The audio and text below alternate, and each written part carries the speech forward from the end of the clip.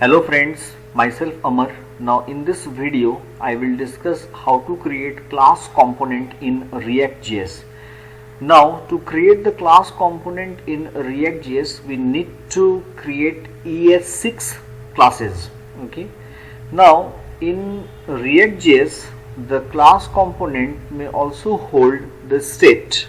State is nothing but the properties associated with a class which is private to that particular class. Now I will discuss more about the state of a class as I will proceed. Okay. Now as you can see, to create the class component, what I have done here, I have created a JavaScript file with the name welcome class.js.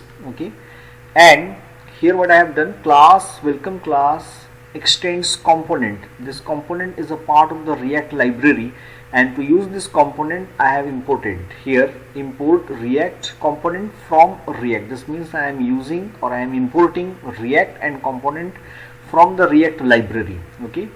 Now to create the class component, the first condition is that we must extend the component class and we need to use the render method.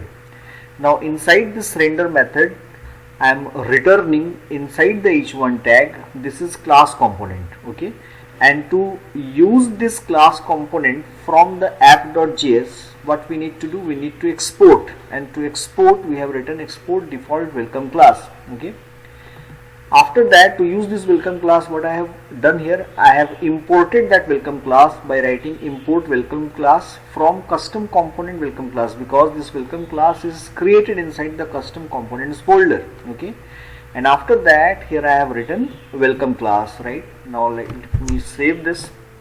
Once you save this, then you can see the output in the browser. This is the class component. Okay, now let me comment this by edit toggle block comment.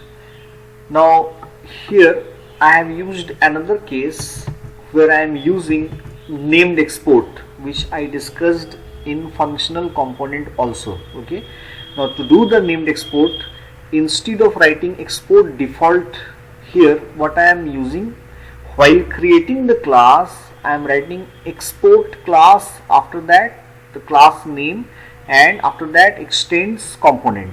Now this is a named export. Now once you are using named export, then it must be used here as a constant, and to do so I need to enclose it inside the curly braces. This thing I have discussed in my functional component video also. Okay, now let me save this,